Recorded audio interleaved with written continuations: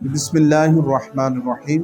अस्सलामुअलैकुम वरहमतुल्लाहि वबरकातुहू। नाज़रीन किराम, पिछली जो 26वीं नशिस्त थी उसके अंदर हमने ये अर्ज़ किया था, आपने सुना था कि मजालिस से ज़िक्र करना, ज़िक्र की मजलिस में शामिल होना, ये ऐन सुन्नत है, कुरान और हदीस के मुताबिक है। और मजलिस से ज़िक्र में शामिल होकर ज़िक्र करना, मजालिस से ज़िक्र में शामिल होना और ज़िक्र करना, ये दिल की रूहानी बीमारियों के लिए बड़ा मौसर इलाज है। आज फिर मैं आपकी खिदमत में कुछ कुरान मजीद बुरहान रशीद की आयात बैयिनात आपकी खिदमत में अर्ज़ करता हूँ, और इसके बाद अगली नशिस्त में कुछ हदीसें, मज़ीद कुछ कुरान पाक की आयात आपकी खिदमत में अर्ज़ करेंगे इंशाअल्लाह बिफ़ज़्लिही ताला। देखिए, हमारे यहाँ हम कहते हैं कि आप ज़िक्र कसरत से करें, और ज़िक्र की दो किस्में हैं, एक ज़िक्र लसानी है और एक ज़िक्र कल्बी है। ज़िक्र लसानी को ज़िक्र बिलजहर भी कहा जाता है और ज़िक्र कल्बी को ज़िक्र खफ़ी भी कहा जाता है। और हमारे यहाँ ज़िक्र लसानी से ज़िक्र कल्बी करना ज़्यादा अहमियत रखता है और इसकी फ़जीलत ज़्यादा है। हम कहते हैं कि ज़िक्र कल्बी, ये ज़िक्र लसानी से यानी ज़ुबान से ज़िक्र करना, इससे ज़्यादा फजीलत दिल के साथ ज़िक्र करने से है, क्योंकि जब ज़ुबान से ज़िक्र किया जाए वो सिर्फ ज़ुबान से किया जाएगा, और जो दिल के साथ ज़िक्र किया जाए तो वो ज़ुबान के साथ भी किया जाता है। अगर ना भी किया जाए तो सिर्फ ज़िक्र कल्बी किया जाए तो वो ज़्यादा फजीलत रखता है। इस पर दो हदीसें, एक हज़रत अबू सईद खुदरी रदी अल्लाह ताला से, दूसरी हज़रत साद बिन अबी वक़ास रदी अल्लाह ताला से रिवायत है कि हज़रत अबू सईद खुदरी रदी अल्लाह ताला कहते हैं, काला समेतु रसूलुल्लाह सल्लल्लाहु अलैहि वसल्लम यक़ूलु, मैंने रसूल अकरम सल्लल्लाहु अलैहि वसल्लम को ये फरमाते हुआ सुना, खैरु ज़िक्रिल खफ़ी, कि बेहतरीन ज़िक्र खफ़ी है, यानी ज़िक्र कल्बी है। हज़रत साद बिन अबी वक़ास रदी अल्लाह ताला अन्हु कहते हैं, समेतु रसूलुल्लाह सल्लल्लाहु अलैहि वसल्लम, कि मैंने रसूल अकरम सल्लल्लाहु अलैहि वसल्लम को ये फरमाते हुए सुना कि खैरु ज़िक्रिल खफ़ी, के ज़िक्र खफ़ी करना ये बेहतरीन ज़िक्र है और ये अकल के भी ज़्यादा करीब है। अब देखिए, ज़ुबान से ज़िक्र करना यकीनन, ज़िक्र बिलजहर करना, ज़िक्र लसानी करना, वो भी सुन्नत है, वो भी सवाब वाला अमल है, लेकिन ज़िक्र कल्बी, ज़िक्र खफ़ी करना ये ज़्यादा फजीलत रखता है, हम ये कहते हैं। और दूसरी बात, खराबी सारी दिल से पैदा होती है। देखिए, ये तमाम हाथ, ये पूरे जिस्म का बादशाह दिल है। ज़ुबान, आँखें, कान, ये सब, हाथ पाँव, वजूद, ये सब दिल के ताबे हैं, ये सब कारकुन हैं, और असल बादशाह हाकिम दिल है।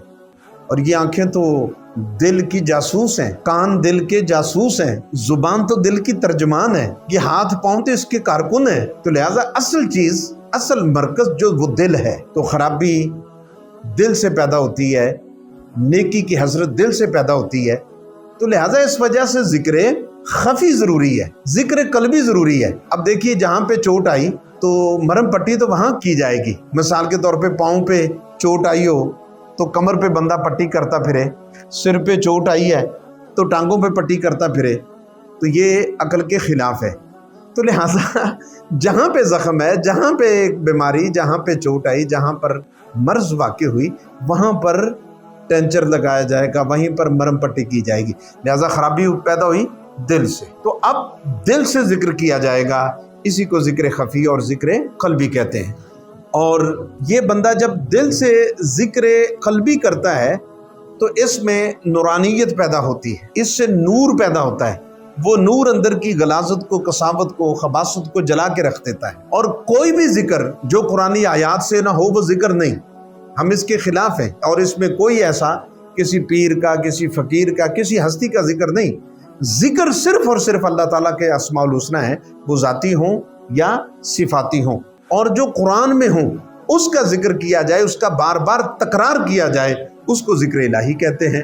और बंदा जब बार बार कुरानी आयात का जिक्र करता है, इसमें अल्लाह का जिक्र करता है, तो उससे नूर पैदा होता है। रब फरमाता है, अब सुनिए, इसके अंदर हैबत, इस अल्लाह के जिक्र के अंदर बरकत और नूर कितना पैदा होता है। रब फरमाता है, लौ अंज़लना हाज़ल कुरान अला जबलिन लरअयतहु खाशियम मुतसद्दियम मिन खशियतिल्लाह, कि अगर हम इस कुरान को पहाड़ पर नाज़िल कर देते तो इसके नूर से, कुरान की नूर से, इसकी बरकत से वो पहाड़ रेजा रेजा हो जाता। तो अब ये इसमें अल्लाह जो है, बताइए, ये कुरान नहीं?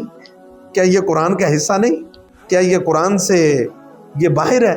تو لہٰذا یہ رب کا قرآن کہتا ہے۔ اب اس پر دیکھیے موسیٰ علیہ السلام کا جب آپ پورا اس واقعہ کو پڑھیں، میں صرف اس کو مختصر عرض کرتا ہوں، آپ اس کو سنا ہے تمام احباب نے۔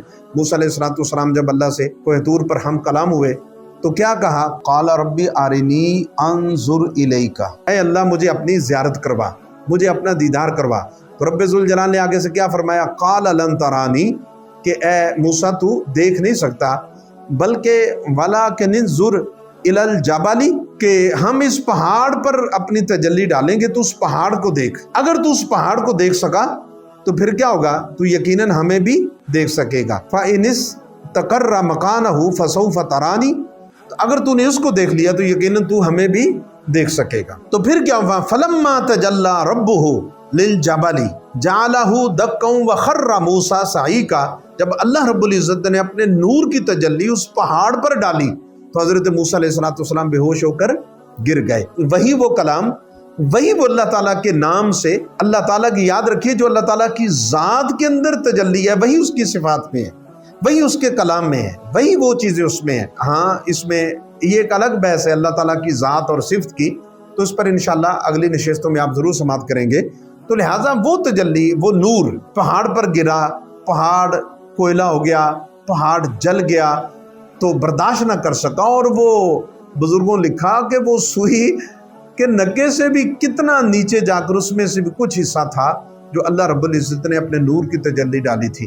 تو یہ ایک مومن کا قلب ہے جس پر قرآن نازل ہوتا ہے، وہ رسول اکرم صلی اللہ علیہ وآلہ وسلم کا وسیلہ ہے کہ اللہ رب العزت نے حضور صلی اللہ علیہ وسلم کے وسیلے پر قرآن نازل کیا، نبی صلی اللہ علیہ وسلم کے قلب پر نازل کیا، پھر اس کو رسول اکرم صلی اللہ علیہ وآلہ وسلم کے قلب سے ہو کر آخر ہر بندہ مومن کے قلب پر یہ نازل ہوتا ہے۔ تو لہٰذا ذکر الہی سے نور پیدا ہوتا ہے، اور جب آپ ذکر الہی سے کثرت سے اس کا تکرار کریں گے آپ کے قلب کے اندر اس کا انشاءاللہ بفضل تعالی نور پیدا ہوتا جائے گا، آپ کے سینے کے اندر نور پیدا ہوتا جائے گا۔ پھر قرآن مجید برہان رشید میں سورہ یونس میں رب ذوالجلال نے ارشاد فرمایا، یا ایھا الناس قد جاءتکم موعظۃ من ربکم، کہ یہ ہم نے لوگوں کے لیے اس میں نصیحت رکھی ہے، اور فرمایا پھر اگلا جملہ وشفاء لما فی الصدور، کہ پھر ہم نے اس کے دلوں کے اندر اس میں شفا رکھی ہے، سینوں میں شفا رکھی ہے، یعنی سینوں میں شفا وہی ہے، اس کے اندر جو حسد ہے، بغض ہے، کینہ ہے، تکبر ہے، ریا ہے، سستی ہے، کاہلی ہے، وہ سینے کی بیماریاں اس سے نکلتی جاتی ہیں اور سینہ پھر روشن ہوتا جاتا ہے۔ تو میرے بھائیوں، میرے بزرگوں، دوستوں، یہ ایک لمبی، ناظرین کرام، یہ ایک لمبی اس کی تفصیل ہے۔